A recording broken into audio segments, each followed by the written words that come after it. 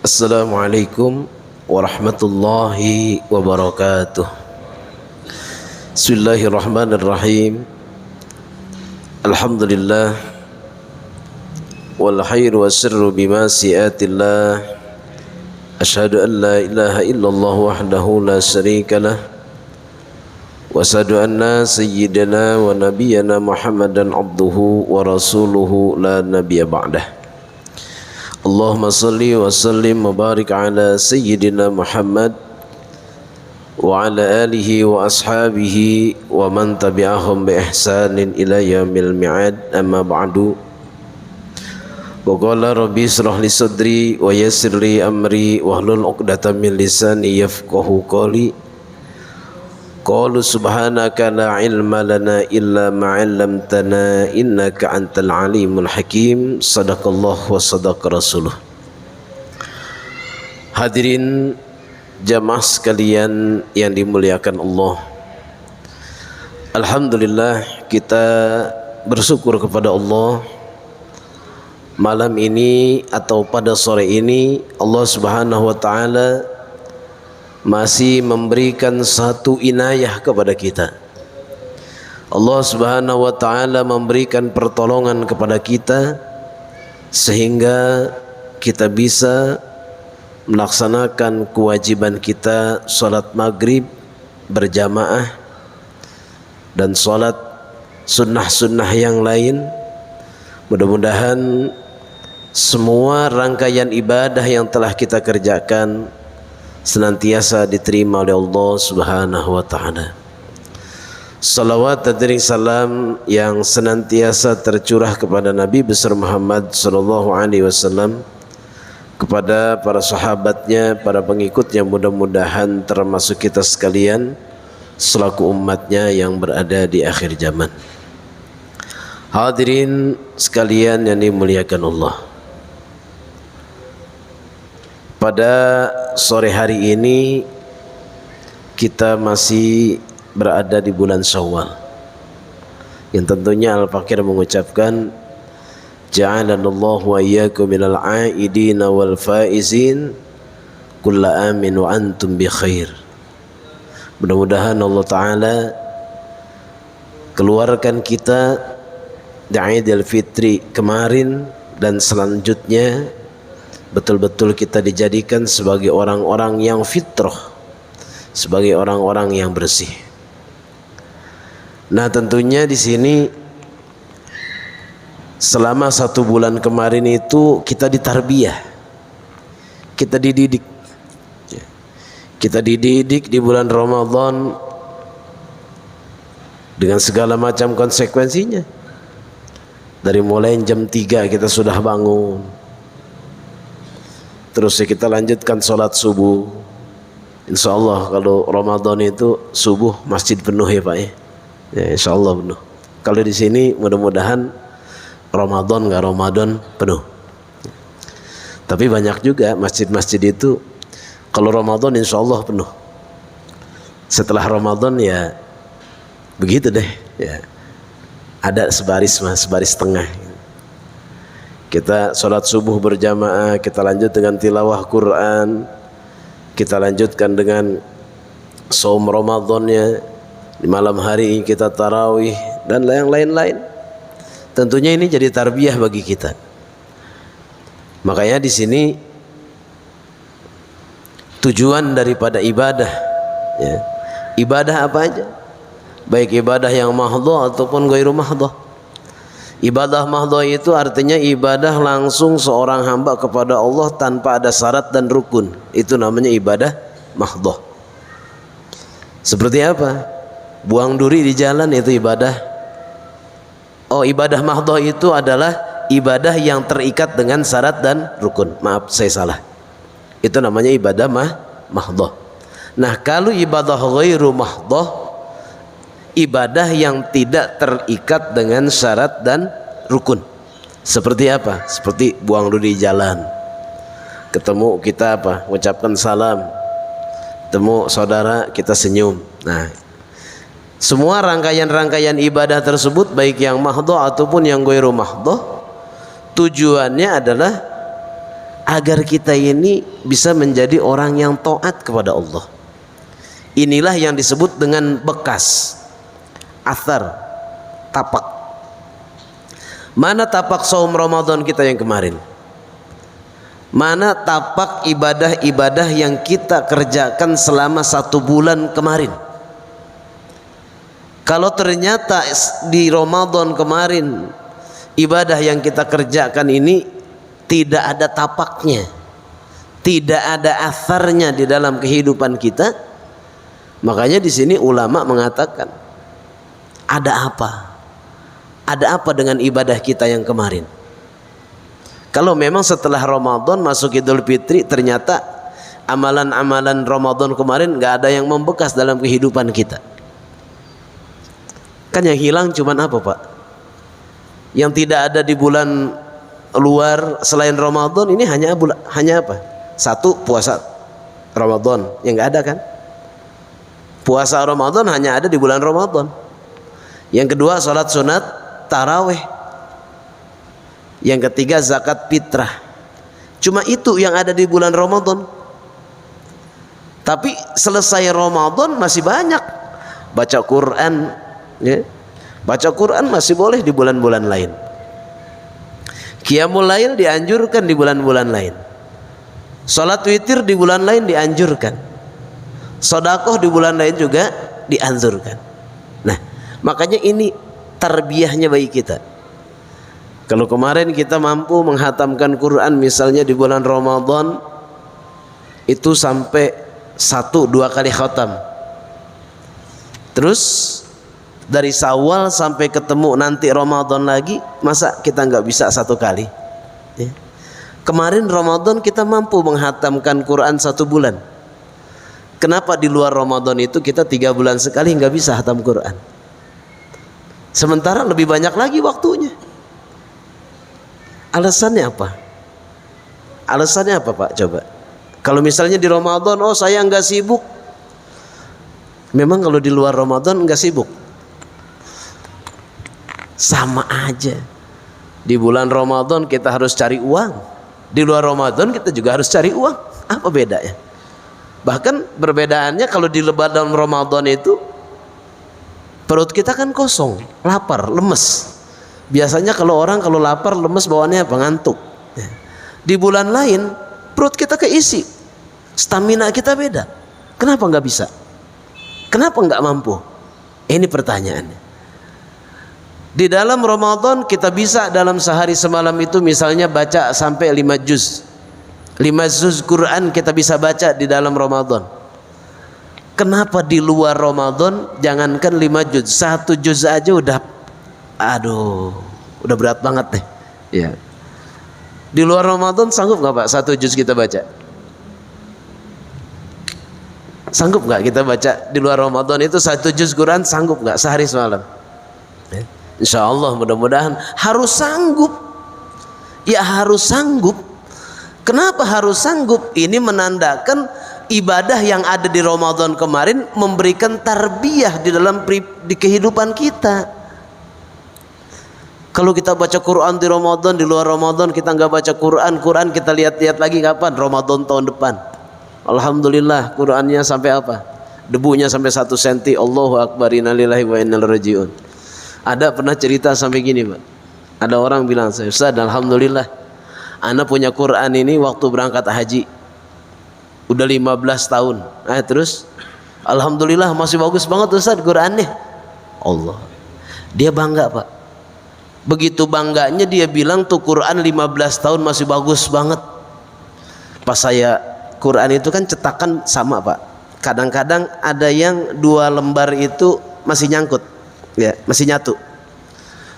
Pas saya buka, ya, pas saya buka itu ada yang masih nyatu. Kata saya, Masya Allah, tabarakallah, ajib ente. Quran 15 tahun masih utuh kayak begini. Bahkan lembaran aja itu ada yang belum dipisah. Kenapa Ustaz? Berarti ente nggak baca itu. Saya punya Quran sebulan aja kulitnya udah lecek-lecek gini. Ya emang Qurannya cuma 2 Pak, gimana gak mau lecek? Ntar saya baca, baru saya ciriin, ntar istri saya baca. Kadang-kadang ntar anak saya yang satu, ntar anak saya yang nomor dua, ntar anak saya yang nomor tiga. Jadi itu Quran udah tahu apa, ntar bapaknya, ntar ibunya, nggak apa-apa ya. Jadi kita jangan bangga kalau punya Quran udah 15 tahun masih utuh tuh Quran. Tandanya apa? Tandanya tuh Quran nggak pernah dibaca. Ada lagi yang sibuk nyariin Quran itu kapan? Pas ada innalillahi wa inna ilaihi raji'un dicariin Quran. Ya Allah. Jadi Quran itu udah kayak apa? Ya kayak orang ngunjungin museum. Mestinya apa? Mestinya kalau Ramadan kemarin betul-betul memberikan tarbiyah kepada kita, Quran kita jadikan sebagai kebutuhan. Makanya di sini Al-Imam Al-Habib Allah bin Ali Al-Haddad beliau mengatakan, "Alaikum bitilawatil Qur'ani fi kulli yaumin." Biasakan nih kita punya mulut, Pak. Biasakan nih kita punya mulut baca Al-Quran setiap hari, sekalipun hanya 10 ayat di dalam sehari semalam. Nah ini harus ada yang kita mulazamah ini. Mulai dari sekarang kita insya Allah bismillah Pak ya. Kita bismillah, ada yang kita dawam. Mungkin kalau buat ngejar jadi hafiz ya mungkin ya, apalagi sampai jadi hafiz. Ya minimal nggak jadi hafiz juga orang yang dawam baca Quran Pak. Minimal jadi orang yang dawam baca Quran. Setiap hari, setiap malam di dalam sehari semalam jangan kurang dari 10 ayat Quran yang kita baca. Ini kebiasaan siapa? Kebiasaan ulama-ulama aslafuna soleh. Kebiasaan ulama aslafuna soleh minimal di dalam sehari semalam dia tidak meninggalkan dari pada 10 ayat Quran yang dia baca. Bahkan Pak, ini ada kisah yang luar biasa. Ada ulama yang namanya Al-Habib Abdul Qadir Asgab Jeddah. Dia ini punya kebiasaan berbeda yang luar biasa. Yang pertama, dia ada menghatamkan kitab Bukhari di tangga. Kitab Bukhari berapa jilid tuh Ustaz? Ya? Luar biasa banyak ya. Kitab Bukhari, Sahih Bukhari dia hatamkan di tangga. Dia baca. Kenapa? Karena kakinya kan sakit. Dia punya sakit kaki. Jadi kalau dia naik tangga 1, 2, 3 dia istirahat. Dia istirahat sambil duduk, maka dia baca kitab Bukhari 1, 2, 3 hadis. Setelah itu dia naik lagi, udah kerasa lagi sakit, dia baca lagi 1, 2, 3 hadis. Terusnya dia naik lagi, sakit lagi, dia baca 1, 2, 3 hadis. Ada kitab Bukhari ya yang dihatamkan di dalam ketika perjalanan turun naik tangga rumahnya. Satu. Kedua, ada Quran yang dia khotamkan dibaca ketika sholat witir. Ini para ulama salafus soleh beda-beda Pak, nggak kayak kita. Ya kalau kita berat deh mungkin. Ya minimal kita niru lah. Ulama itu beda-beda. Ada yang menghatamkannya dia punya target. Dia hatam Quran dalam sholat witirnya. Dia khotam Quran dalam qiyamul lailnya. Dia khotam Quran di dalam sholat sunat rawatibnya. Ustaz saya nggak hafal, boleh nggak saya pegang? Pakai meja Pak ya, pakai meja. Kalau sholat wajib kan kita ngikut imam. Ini di dalam sholat sunnah aja. Misalnya bapak sholat duha, taruh meja di samping ya. Quran ditaruh di sini ya. Allahu Akbar, setelah Fatihah baca dapat 1 halaman. Allahu Akbar, kan menggerakkan. Kalau cuma begini nggak jadi batal. Terus baca lagi rokaat kedua, terusnya masuk di rokaat, dibangun yang kedua, di rokaat yang ketiga baca lagi terus. Nah ini adalah kebiasaan daripada ulama salafus soleh. Ada yang menghatamkan Qurannya, jadi di dalam 1 bulan itu jadi dia bisa berkali-kali khatam Quran di beberapa waktu, bukan di 1 waktu. Di dalam 1 bulan itu dia beberapa kali menghatamkan Quran di beberapa waktu. Ada yang khatam di dalam sholat duha, ada yang khatam di dalam sholat qiyamul lail, ada yang khatam di sholat sunat witir, ada yang khatam di sholat sunat rawatib. Makanya kata ulama, alaikum bitilawatil qur'ani fi kulli yaumin. Biasakan nih kita punya mulut, ya. Biasakan kita punya mulut melapalkan daripada ayat-ayat Al-Quran. Apalagi ba'da maghrib begini, ya. Ba'da maghrib begini Pak, Masya Allah, kita kalau nggak taklim kita baca Quran. Paling di rumah ngapain sih kita? Coba kita kalau di rumah nih, pulang sholat maghrib, pulang di rumah ngapain? Saya yakin sinetron yang dilihat, ya. TV yang dilihat, apa manfaatnya? Yang kedua, dikatakan oleh para alimul ulama, wa fihi manafi'un katsir.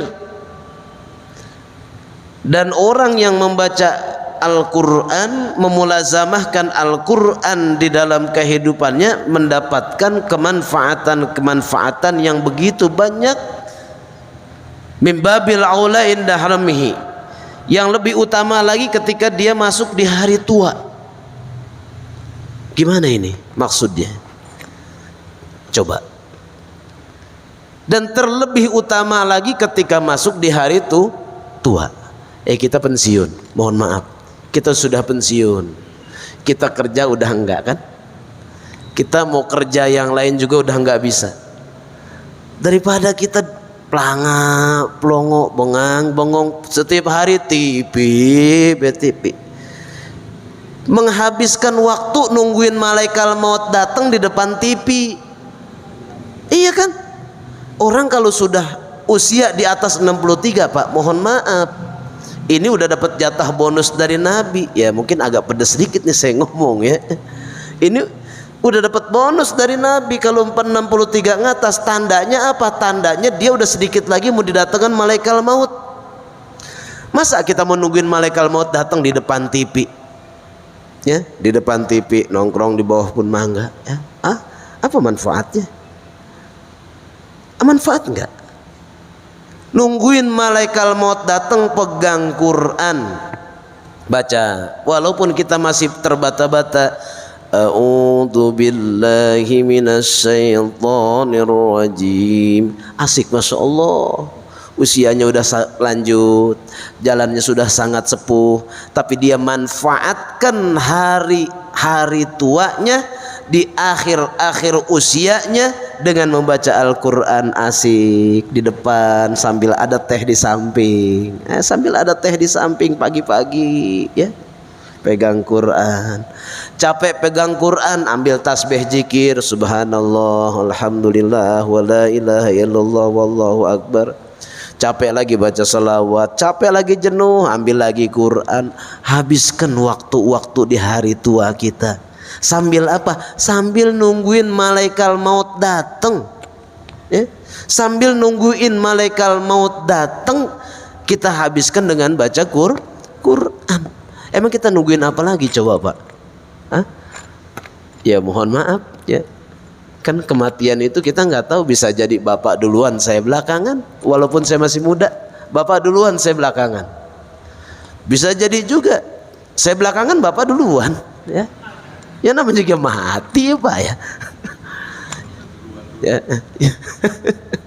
Nah ini duduk di masjid, Masya Allah, sambil kita habiskan hari tua kita i'tikaf di masjid. Makanya bersyukur kepada Allah. Duduk di masjid sambil niat i'tikaf. Setelah kita niat i'tikaf, salat sunat tahiyatul masjid, kita hadirin taklim, kita baca Quran, kita zikir, ya Allah, ya. Mungkin udah dulu ketika kita muda, ya, ketika di usia 40 ke bawah, ya, karena dengan kesibukan yang begitu luar biasanya, kita sulit buat i'tikaf, kita sulit untuk mulazamah baca Quran, kita sulit pegang tasbih zikir kepada Allah, kita sulit untuk sholat berjamaah, kita sulit untuk mengerjakan hal-hal yang lain yang ada kebaikan-kebaikan di dalam masjid, mungkin sulit. tapi bersyukur kepada Allah ketika Allah Ta'ala masih berikan usia kepada kita dan diberikan kesehatan kepada kita dan kita diberikan kemampuan untuk duduk, bisa duduk di dalam masjid. Jadi kita habiskan waktu-waktu akhir kita ini, Pak. Kita habiskan waktu-waktu akhir kita ini dengan apa? Dengan ibadah, baca Quran, sholat sunnah, ya. Jangan kita apa, bentar baru pegang. Kita bangun tidur yang kita cariin apa, Pak, sekarang? Bangun tidur nih melek mata, ya. Ya, HP yang kita pegang, HP yang kita pegang, ya. Ya. Terusnya habis HP kita pegang, paling pertama dicat siapa? Liatin status orang, ya kan? Baru bangun tidur, ya. Baru bangun tidur yang paling pertama kita ambil ini HP. Setelah HP kita aktifkan, yang paling pertama kita klik apa? Lihat status orang. Set. Ya. Kita lihat status orang. Oh, status si fulan, status si fulan, status si fulan. Terusnya kayaknya nih statusnya agak nyindir ke kita nih. Diklik lagi sama dia, dibalas. Ujung-ujungnya apa? Pagi-pagi buta jam 7 perang status. Apa manfaatnya? Ya, nggak ada manfaatnya. Da'ma yaribuk ila ma la yaribuk. Tinggalkan sesuatu yang tidak bermanfaat bagi kita dan ambillah sesuatu yang lebih bermanfaat untuk kita. Nah, ini yang pertama. Alaikum bitilawatil Quran, membekas dalam kehidupan kita. Dan padilahnya apa, Pak? Ini bagian akhlak kita kepada Allah Subhanahu wa taala. Ini bagian akhlak kita kepada Allah Subhanahu wa taala. Kenapa? Sebab mulut yang Allah kasih kepada kita ini digerakkan untuk membaca daripada kalam-kalamnya Allah. Bukan untuk ngomongin orang, bukan untuk menggibah orang, bukan untuk mencari-cari daripada kesalahan orang. Nah, yang kedua, asar daripada ibadah, asar daripada ibadah yang dilakukan oleh seseorang, yaitu adalah mudah meneteskan air mata, kasratud dumu li khasyatillah. Banyak meneteskan air mata karena takut kepada Allah. Jadi nangisnya karena takut kepada Allah, Pak. Bukan nangis nggak punya duit, bukan nangis nggak pulang kampung kemarin lebaran, enggak, bukan. Bukan nangis nggak bisa beli daging, bukan. Tapi nangis yang mana yang dihargain Allah, yaitu adalah tangisan yang menetes ketika kita ingat dengan dosa. Nah, orang yang ibadahnya memberikan bekas di dalam kehidupannya, yaitu adanya apa? Adanya rasa takut kepada Allah yang pada akhirnya dia meneteskan air mata. Kenapa dia meneteskan air mata? Karena takut kepada Allah, teringat kepada dosa. Jadi bukan nangis yang ketularan, Pak. Tahu nggak nangis ketularan? Nah, itu nggak masuk. Misalnya kita zikir akbar nih, ya, melihat teman kita nangis, terusnya kan orang ada yang lihat orang nangis itu kita kebawa nangis, Pak. Ya. Ada lihat orang nangis kita kebawa nangis.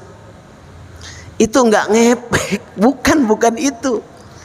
Makanya kata ulama, ketika kita berzikir bersama bisa meneteskan air mata, sementara ketika kita zikir sendiri tidak bisa meneteskan.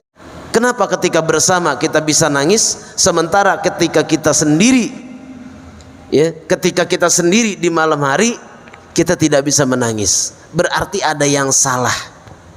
Sebab kalau bersama itu orang lebih gampang, Pak, nangis. Mungkin lihat ini nangis kita bisa kebawa, ya.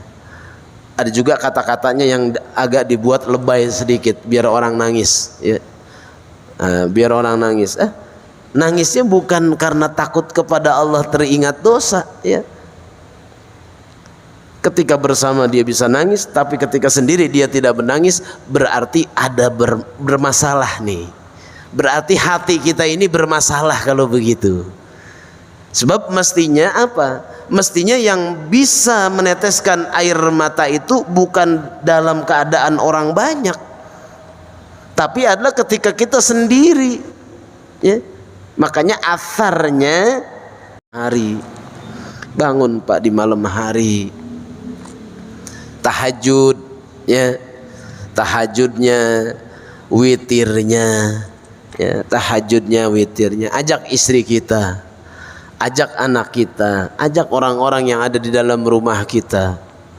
Orang-orang yang dawam dengan tahajud qiyamul lail, nanti Allah akan berikan nur, Allah berikan cahaya dia punya muka. Di dunianya Allah kasih cahaya Pak tuh. Jadi walaupun itu hitam ya, kan orang itu kan kalau kulit memang udah takdir lah ya, kayak saya ini emang udah takdirnya hitam ya, mau dipakai apa juga nggak bisa putih, udah takdir Pak kalau kulit, warna kulit itu.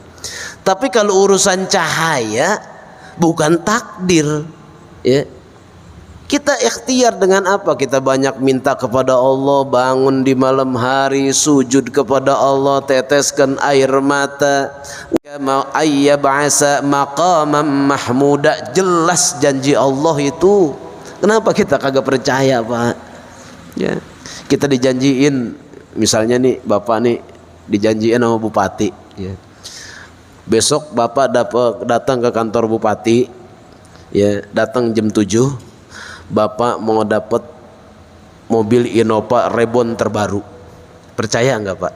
Percaya. Yakin, yakin.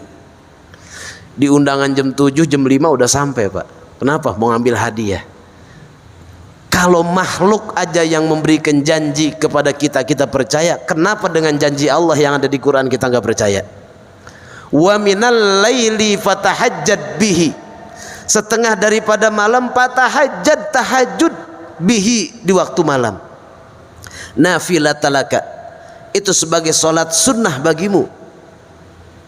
Makom yang tinggi, makom yang terpuji. Makom itu tempat kedudukan, kedudukan yang tinggi atau juga kedudukan yang terpuji. Di mana? Di dunia dan akhirat. Allah yang janjikin kita Pak, Allah yang jamin kita melalui ayatnya. Kalau dengan makhluk kita masih percaya dengan janjinya, kenapa dengan Allah yang menciptakan kita, kita enggak percaya? Kalau ragu dengan ayat ini, waduh bahaya. Bahaya kalau ragu dengan ayat ini. Nah, asarnya dari ibadah sebulan kemarin apa? Kita bisa tarawih, kita bisa qiyamul lail. Selesai Ramadan kita harus ada qiyamul lail juga ya. Kalau nggak bisa 8 rakaat ya minimal 2 rakaat deh. Kalau nggak bisa 2 rakaat ya minimal 1 witir ya. Makanya kata Nabi, la takun misla fulan qamal lail patarur rahim. Ha mim, Allahu akbar ya. Pas witir 1 rakaat, bismillahirrahmanirrahim, qaf. Sah nggak sholatnya? Ya sah ya. Cuman jadi bakhil amat sih kita. Bakhil itu namanya ya. Tapi masih bagus bangun malam ya. Masih bagus bangun malam biar bakhil-bakhil juga ya. Nah jadi itu Pak ya, kita siapkan ya. Kita mulazamah Al-Quran, kebiasaan-kebiasaan Ramadan kemarin kita amalkan di bulan luar Ramadan. Sampai bertemu lagi kepada Ramadan yang akan datang, kita sudah terbiasa melaksanakan ibadah kepada Allah Subhanahu wa taala. Tujuannya apa? Kita sambil nungguin malaikat maut datang, kita isi dengan amal-amal ibadah. Sebab kita dikit lagi pada mau pulang Pak ya. Kita pada mau kemana sih? Mau kemana? Bisa sholat isya di sini karena mau sholat isya jamaahnya di perumahan Grand View. Setelah itu di sana langsung ada kajian juga.